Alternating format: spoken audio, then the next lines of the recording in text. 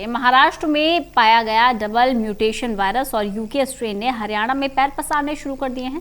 स्वास्थ्य विभाग की निदेशक डॉक्टर उषा गुप्ता ने बताया कि डबल म्यूटेशन वायरस और यूके स्ट्रेन बड़ा खतरनाक है। इनके संक्रमण की गति बड़ी तेज है और बहुत तेजी से इंसानों को प्रभावित कर रहा है।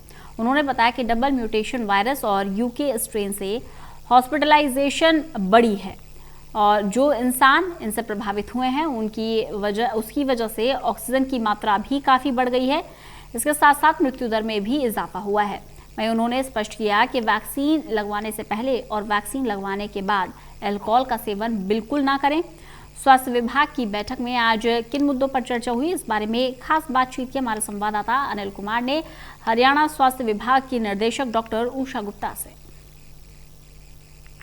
कोरोना महामारी को लेकर आज स्वास्थ्य विभाग की बैठक हुई। इस बैठक में किन मुद्दों पर चर्चा हुई, इसमें मेरे साथ हैं स्वास्थ्य विभाग के निदेशक डॉक्टर उषा गुप्ता। इनसे जानते हैं। जी नमस्कार। आज जो हमारी वीडियो कॉन्फ्रेंस के थ्रू मीटिंग हुई है, उसमें हमने जितने भी हमारे गवर्नमेंट लैब हैं उनके सीनियर मोस्ट माइक्रोबायोलॉजिस्ट को बुलाया गया था और ये मीटिंग का उद्देश्य मुख्यतः दो थे। सबसे पहला कि गवर्नमेंट ऑफ इंडिया ने एक सेंटिनल सर्विलेंस शुरू की है, तो उसके बारे में उनको ओरिएंट करना था। शुरू में जो हमारी कम्युनिटी से जितने भी पॉजिटिव सैंपल हैं उसके 5% सैंपल दिल्ली में एक डेजिग्नेटेड लैब है IGIB, जो कि होल जीनोमिक सर्विलेंस करती है, वहाँ जाते थे। अब उसको गवर्नमेंट ऑफ इंडिया ने डिसकंटिन्यू कर दिया है और सेंटिनल सर्विलेंस के तहत स्टेट को 10 साइट बनाने को बोला गया। उन 10 साइट में 5 मेडिकल कॉलेजेस में बननी है और 5 डिस्ट्रिक्ट हॉस्पिटल्स की लैब में बननी है। जो 5 मेडिकल कॉलेजेस में बननी है उसका पर्पज़ है कि कुछ तरह के सीरियस पेशेंट या जो बहुत लंबे टाइम तक एडमिट रहे हों या वैक्सीन के बाद में इन्फेक्शन हो गई हो या कोई ऐसा पेशेंट जिसको री इन्फेक्शन और अगेन री इन्फेक्शन होता गया हो, इस तरह के अगर कोई अनयूजुअल केसेस उनके यहाँ एडमिट हो रहे हैं उसका सैंपल भेजा जाएगा। और जो हॉस्पिटल्स की लैब से भेजे जा रहे हैं सैंपल, वो एक कम्युनिटी के सैंपल भेजे जा रहे हैं। तो इन सैंपल्स का टोटल जो गवर्नमेंट ऑफ इंडिया के द्वारा दिशा निर्देश जारी किए गए हैं, उसमें 15 दिनों में 15 सैंपल हर लैब को भेजना है गवर्नमेंट ऑफ इंडिया को, जिसमें कि होल जीनोमिक सीक्वेंस की जांच की जाएगी और ये देखा जाएगा कि ये जो अनयूजुअल प्रेजेंटेशन हो रही है उसका कौन सा वायरस है, क्या ये हमारा ओरिजिनल वायरस है या ये म्यूटेट हो गया है। अगर म्यूटेट हो गया है तो क्या ये किसी और कंट्री से आया हुआ है या हमारे इंडिया में ही इस वायरस ने म्यूटेट होकर कोई नया रूप धारण कर लिया है। तो एक इसका उद्देश्य ये था कि म्यूटेशन की जांच करना। इसके साथ ही दूसरा हमारा उद्देश्य उनके साथ में मीटिंग का ये था कि कुछ लैब में रिपोर्ट थोड़ा डिले हो रही है, तो उसको कैसे कम किया जाए। बहुत सारे लोगों को रिपोर्ट थोड़ा लेट मिल रही थी, तो इस बारे में जानकारी हासिल करना और अगर उनको कोई दिक्कत आ रही है तो उसका निदान करना। तो जितने भी लैब के इंचार्जेस हैं उनको बड़े क्लियर कट दिशा निर्देश दिए गए हैं कि वो 24 घंटे के अंदर अंदर सैंपल्स को प्रोसेस करके लोगों को रिपोर्ट कम्युनिकेट करेंगे, जिससे कि लोगों को पता लगे क्या वो पॉजिटिव है या नेगेटिव है। मैडम, जिस तरह आपने बताया है कि हरियाणा में यूके स्ट्रेन और महाराष्ट्र का डबल म्यूटेशन वायरस जो है पैर पसार रहा है, तो ये दोनों वायरस कितने खतरनाक हो सकते हैं?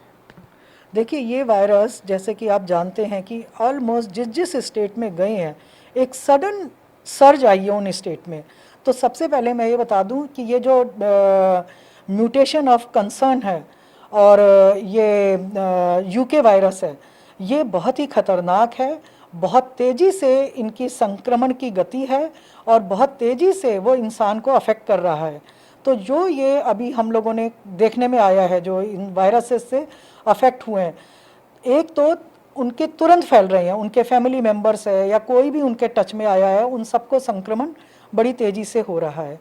इसके साथ ही थोड़ा सा लोगों में हॉस्पिटलाइजेशन भी बढ़ा है और सीरियसनेस थोड़ी सी इस वायरस में, इन वायरसेस में ज़्यादा हुई है इन कंपैरिजन टू पुराने वाले वायरस के। तो संक्रमण तेज हुआ है, हॉस्पिटलाइजेशन बढ़ी है, जो इससे इन्फेक्ट हुए हैं उनमें ऑक्सीजन की मात्रा रिक्वायरमेंट जो है वो भी बढ़ गई है, और थोड़ा सा मॉर्टेलिटी में भी हल्का सा इजाफा हुआ है। मैडम, जो सरकार ने वैक्सीनेशन अभियान चलाया हुआ है, तो वैक्सीन लगवाने के बाद मरीज को क्या सावधानी बरतनी चाहिए ताकि उसका स्वास्थ्य ठीक रह सके? उसको सावधानी के लिए देखिए, वैक्सीन का वैसे तो कोई साइड इफ़ेक्ट है नहीं।